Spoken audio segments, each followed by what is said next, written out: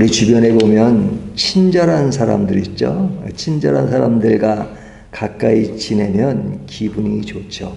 뭐 친절뿐 아니라 배려, 또 상대방을 위하는 마음, 뭐 이런 마음을 표출하는 사람이 있으면 진짜 예뻐 보이고, 아 진짜 사람 참 좋다 하는 그런 이야기를, 이런 느낌을 받게 되잖아요.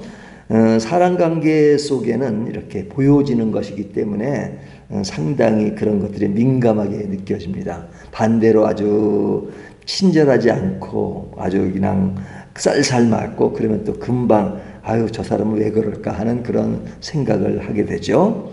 사람은 보이기 때문에 좋은 사람, 나쁜 사람, 친절한 사람, 친절하지 않은 사람 이렇게 쉽게 구분이 됩니다. 하지만 하나님은 보이지 않잖아요. 사실은 하나님은 늘 우리에게 친절하시고 늘 감동을 주시고 도움을 주시고 하는 분임에도 불구하고 하나님이 보이지 않기 때문에 하나님이 우리에게 주는 감동을 느끼지 못할 때가 참 많습니다. 하지만 오늘 우리 시편 104편을 보면 하나님이 보이지 않아서 그렇지 우리에게 주시는 감동과 친절 그리고 배려가 얼마나 큰가 하는 것들을 볼 수 있는데요. 그 배려라는 것이 이렇게 굉장히 작으면 쉽게 느낄 수 있는데 그것이 굉장히 큰 차원에서 이루어지면 잘 느끼지 못하는데 하나님은 우리에게 너무 큰 것들을 주실 때가 많습니다. 물론 작은 배려도 주시죠. 그러면 하나님이 우리에게 베푸는 일이 무엇인가 하는 것들을 본문을 통해서 볼 수 있는데요. 오늘은 4가지만 말씀드리겠습니다. 첫 번째는요. 우리가 마음껏 살아갈 수 있는 삶의 터전을 주십니다. 우리가 사는 삶의 터전이 어디예요? 이 지구죠. 이 지구, 땅덩어리, 이 세상. 이 세상은 하나님이 주시는 삶의 터전이기 때문에 우리가 살 수 있는 겁니다. 그래서 오늘 본문 1절에서 5절까지 보면 하나님이 우리에게 주신 삶의 터전의 모습을 이야기하고 있는데 이것은 어디와 흡사하냐면 창세기 1장에서 하나님이 천지를 창조하신 그것과 똑같은 것이죠. 그러니까 하나님이 천지를 창조하신 것은 누구를 위한 거예요? 우리를 위한 거잖아요. 그러니까 우리들에게 주신 집이라고 할 수 있습니다. 우리들이 사는 집은 뭐 큰 집은 뭐 몇십 평 되고 작은 집은 뭐 하지만 몇 평 안 될 수 있지만 그러나 집의 평수와 상관없이 그 집을 감싸고 있는 이 지구 전체는 하나님이 우리에게 주는 삶의 터전이잖아요. 근데 그 큰 집, 이 지구 전체를 살펴볼 때 이것은 하나님이 창조하신 것입니다. 이 창조한 그 내용 속에는 뭐가 있냐면 태양과 달과 별이 있죠. 태양, 달, 별. 이것은 그냥 누구나 느낄 수 있는 것이라고 생각하지만 우리 개인들에게 하나님이 주신 것입니다. 태양을 주시고 별을 주시고 달을 주시고 그리고 하늘과 땅이 있고 또 그 안에 움직이는 각종 동식물이 있고 바람과 눈과 비가 있고 마음껏 숨 쉴 수 있는 공기가 있고 하는 이 모든 것들은 누가 주신 거예요? 하나님이 주신 것이요.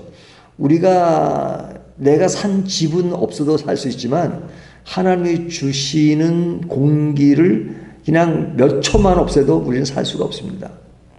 그러니까 공짜니까 그 귀한 줄을 모르죠. 우리가 기온에 예민하잖아요. 지금은 날씨가 더워지니까 덥고 하지만 인간의 삶의 그 현장 속에 하나님이 온도를 몇 도 올리느냐 내리느냐에 따라서 우리의 어떤 삶의 구조가 완전히 달라질 수 있습니다. 아무리 인간이 과학이 발달하고 뭔가 해도 그냥 온도로 그냥 이 지구를 멸망할 수도 있어요.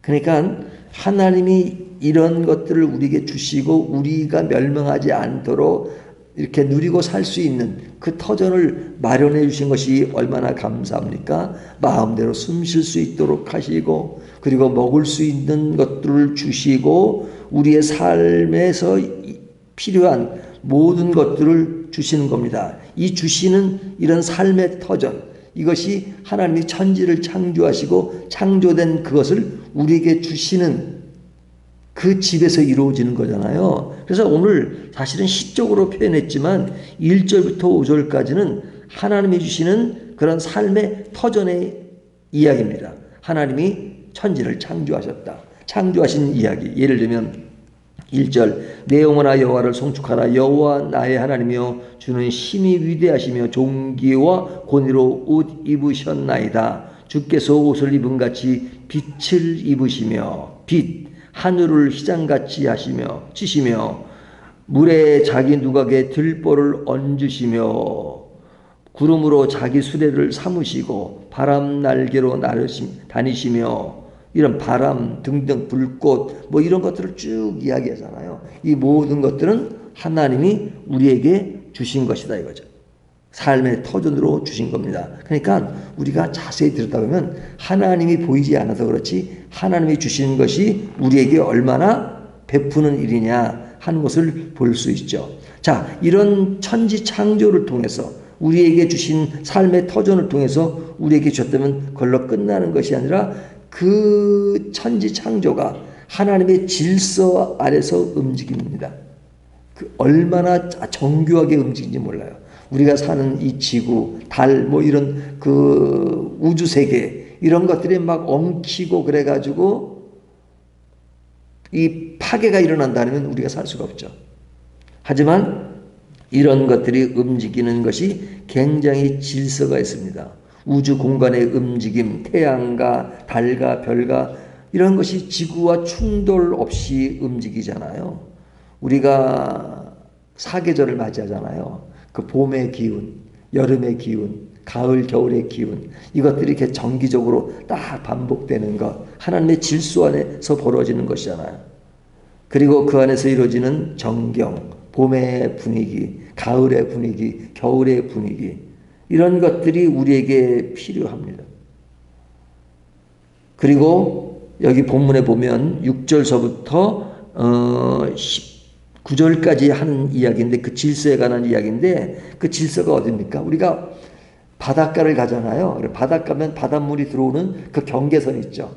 그 경계선에 있을 때 사람들이 그 물이 들어오는 바로 앞에까지 발을 담그기도 하고 발을 담갔다 피하기도 하죠. 그 경계선은 그게 하루에도 몇 번 변경이 돼가지고 예상치 않게 사람을 완전히 덮어버리면 거기에 가지도 못하죠. 하지만 그 경계선이 너무너무 분명하잖아요. 분명하잖아요. 그러니까 그 경계선에서 사람들이 자유롭게 놀 수 있는 겁니다. 그런 것들은 하나님의 창조의 질서잖아요. 물론 때에 따라서는 또 어떤 큰 파동이 일어나기도 하지만 이런 것들 하나하나 살펴보면 너무너무 정교합니다. 산소가 필요한 것들. 그래서 산소가 어떻게 나와요? 우리들이 산소를 필요로 하고 우리들에게 필요한 산소를 또 나무들이 또 정교하게 우리한테 베풉니다. 우리가 안 좋은 것들은 나무가 자기의 먹이로 받아들이고 또 우리가 좋은 것들은 산소를 우리에게 내보내주고 그 얘기는 내보내는 게 배설물인데 우리에게는 신선한 공기예요. 또 우리들에게 나쁜 것은 또 나무가 또 그것을 먹이로 먹어요. 이런 것들은 너무 자연의 신비 아닙니까? 그 신비를 우리들에게 주셨기 때문에 창조하신 것이 질서가 없으면 이게 딱 맞게 움직이지 않으면 그냥 우리는 금방 파괴되고 말지만 그런 것들을 정교하게 하신다는 것은 창조만 하신 것이 아니라 그 창조를 통해서 우리가 누리도록 만들어 주셨다는 것이죠. 이것이 하나님이 우리에게 베풀어 주신 은혜며 사랑이며 배려며 또 친절이라고 말할 수 있죠. 그러니까 하나님이 얼마나 감사합니까? 이 이야기를 6절서부터 9절까지 이야기하고 있는 겁니다. 그리고 10절부터 15절까지 하는 이야기는 뭐냐? 이렇게 창조를 하시고 창조의 질서를 만들어 주신 것은 누구를 위한 것이냐 하는 거예요. 누구를 위한 것이냐? 그것은 조금 전에 말씀드린 것처럼 우리를 위한 것이다 이거죠. 10절 여호와께서 샘을 골짜기에 솟아나게 하시고 산 사이에 흐르게 하사 각종 들짐승에게 마시게 하시나니 들나귀들도 해갈하며 공중의 새들도 그가에서 깃들이며 나뭇가지 사이에서 지저귀는도다. 그러면서 쭉 그 동물에 대한 이야기, 그리고 뒤에 보면 15절 사람의 마음을 기쁘게 하는 이런 게 나오죠. 그러니까 이 지구에 사는 모든 동식물들, 또 식물, 동물, 또 사람 모두에게 그러한 것들을 하나님이 창조하신 것을 만끽하고 살 수 있도록 누구에게 주셨냐? 하나님이 창조하신 피조물에게 주셨다는 거죠. 그래서 인간이 마음껏 먹을 수 있는 것들을 골고루 주셨고 살기 좋게 만들어 주셨습니다. 그러니까 우리가 하나님이 창조해서 우리에게 주신 그런 것들을 보면 너무너무 신기한 것들이 많죠. 그리고 우리들에게 얼마나 먹을 것이 많습니까? 그리고 누릴 것이 얼마나 많습니까? 우리가 여행도 다니고 또 음식점도 다니는 걸 보면 그 속에서 참 많은 것을 누리게 하잖아요. 그러니까 기독교의 기본적인 신앙의 흐름은 그런 뭐랍니까? 금욕주의가 아닙니다. 금욕주의가 아닙니다.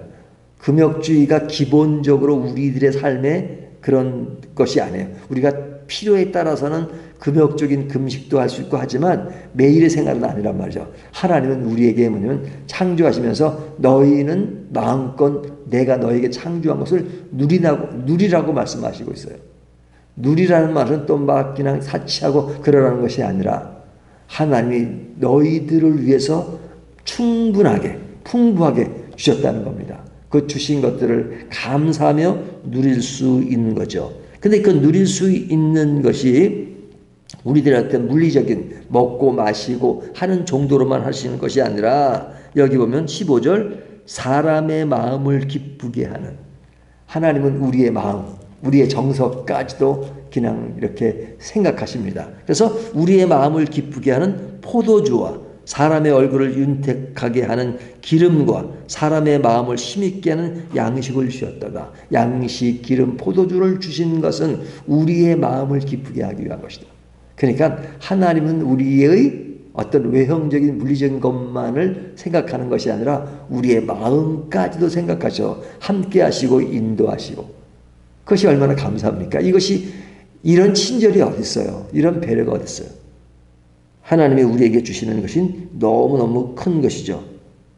그래서 오늘 본문은 이런 하나님을 늘 묵상하라는 겁니다. 우리가 16절에서 나오는 그 이야기는 여호와의 나무에는 물이 흡족하며 곧 그가 심으신 레바논 백향목이로다. 새들이 그 속에 깃들이며 학은 잣나무로 집을 삼는도다. 높은 산들은 산양을 위하며 바위는 너구리의 피난처로구나.